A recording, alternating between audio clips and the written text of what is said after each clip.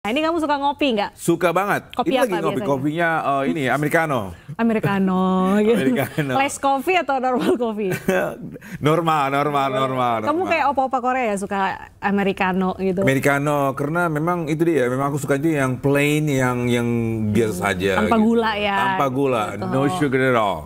Oke, nah ini kita punya rekomendasi tempat ngopi buat pemirsa, apalagi buat pemirsa yang saat ini berada di Mojokerto, Jawa Timur. Ini ada konsepnya berbeda, Tongki. Ini ada ruang 2 dimensi seperti di dalam komik gitu kan. Kamu suka komik nggak, Deta? Suka. Nah, ini tempatnya Deta nih. Jadi bisa selain ngopi, bisa nyantai makanan, pengunjung juga datang juga bisa bersuah foto. Seperti apa bentuknya, Misa? Ini dia.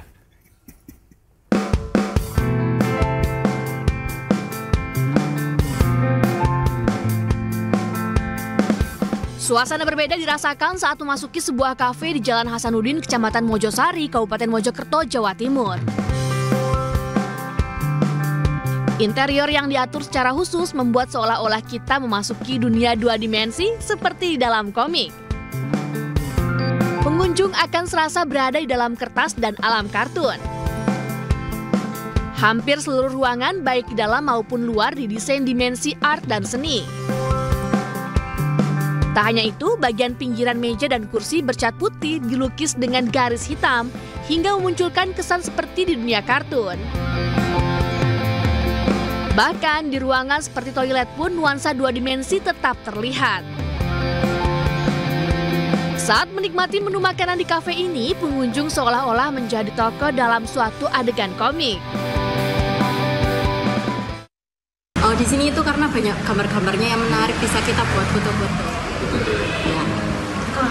Selama ini belum pernah kesini? Oh, belum pernah. Ini baru tahu hari ini. Konsepnya sebenarnya 2 dimensi. Kita bikin konsep yang unik, yang belum ada di Jawa Timur. Sama kayaknya Jawa Timur belum ada.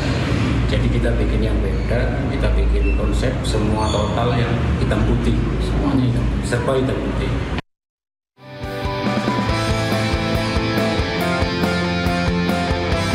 Keunikan kafe 2 dimensi ini membuat pengunjung tak mau ketinggalan mengabadikan momen dengan menjadikannya objek swafoto yang menarik. Jadi selain menikmati makanan dan minuman, berkunjung ke sini juga bisa menambah koleksi foto menarik untuk diunggah ke media sosial. Dari Mojokerto, Jawa Timur, Solahuddin, iNews melaporkan. Ya, sementara itu puluhan siswa di Cianjur, Jawa Barat alami keracunan massal diduga setelah menyantap hidangan makan bergizi gratis yang dibagikan. Para korban pun harus menjalani perawatan intensif di RSUD Cianjur.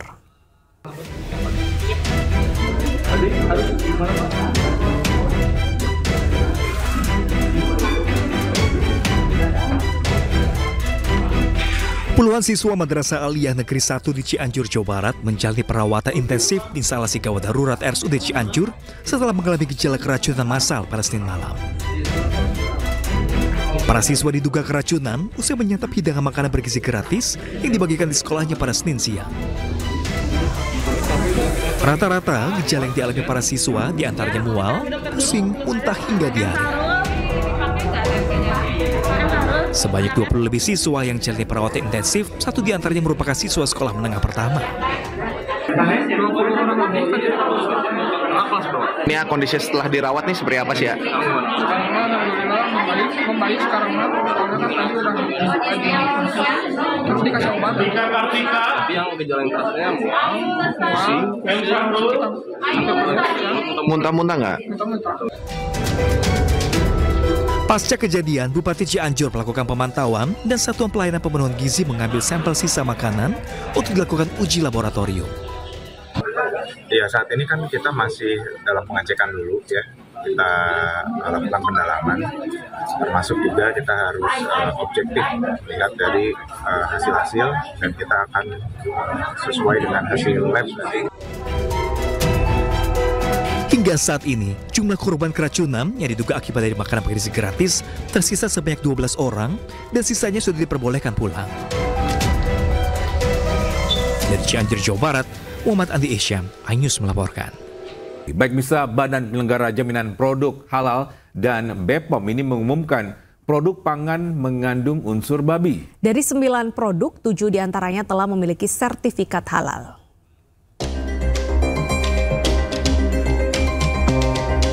Badan Penyelenggara Jaminan Produk Halal atau BPJH bersama Badan Pengawas Obat dan Makanan atau BPOM merilis daftar produk makanan olahan yang ditemukan mengandung unsur babi atau porsin.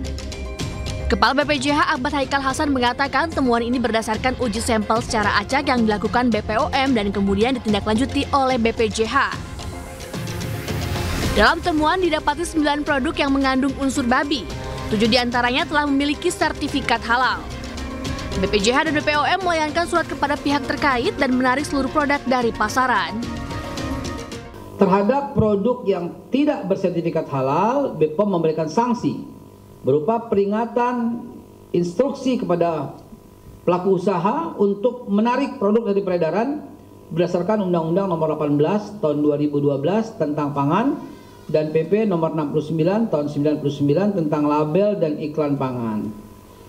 Kami juga sudah berkoordinasi dengan Komdiji dan kementerian-kementerian terkait serta asosiasi e-commerce untuk menghentikan penayangan produk-produk yang dimaksud. Produk-produk yang mengandung unsur porsin tersebut rata-rata aneka camilan yang kerap ditemui di pasaran. Masyarakat juga diimbau untuk selalu teliti dalam memilih produk dan mengonsumsi makanan serta produk obat-obatan yang beredar di pasaran. Tim Liputan iNews melaporkan.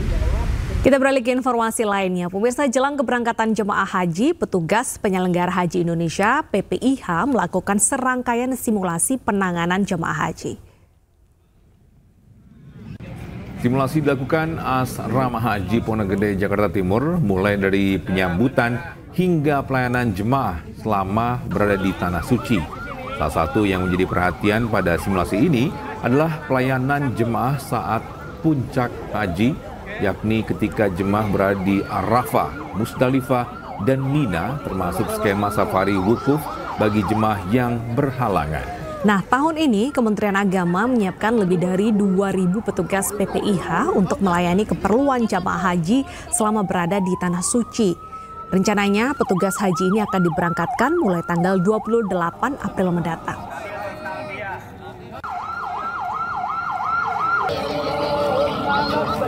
Yang ini Menteri Agama Nasaruddin Umar ini menceritakan pendekatan dan lobi yang dilakukan ke Kerajaan Arab Saudi untuk kuota haji usia di atas 90 tahun, Togi. Iya, dan sebelumnya pemirsa, kebijakan Arab Saudi hanya diperbolehkan maksimal usia 70 tahun untuk berhaji.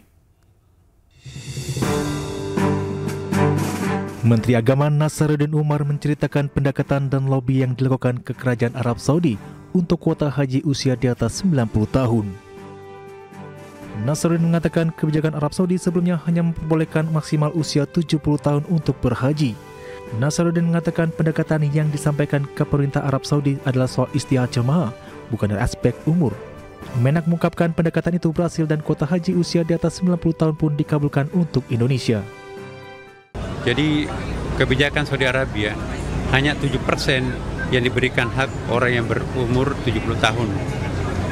Sedangkan orang yang 90 tahun ke atas sudah nggak bisa lagi menunaikan ibadah haji. Kenapa? Karena faktor umur. Lobby dan pendekatan yang kita lakukan, ya, maka saya langsung menemui Menteri Haji dan juga Menteri Kesehatan, akhirnya dikabulkan khusus untuk Indonesia. Ya, maka yang kita tekankan adalah isti'anahnya, bukan istita'ahnya, bukan dari aspek-aspek umurnya. Alhamdulillah juga dipenuhi. Menak menambahkan lobi juga dilakukan agar jemaah Indonesia bisa mendiami tenda Mina yang dekat dengan Jamrat. Menak menyebut lobi itu berhasil dan dikabulkan pemerintah Arab Saudi.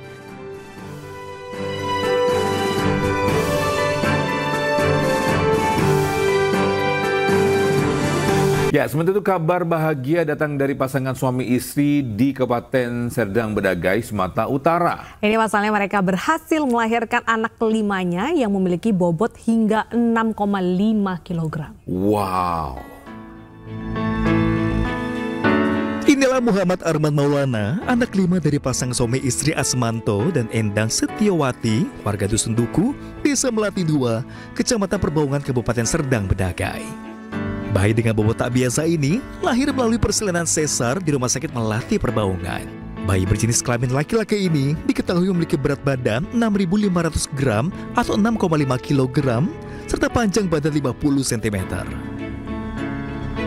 Selama proses kehamilan, sang ibu tidak pernah lakukan pemeriksaan USG.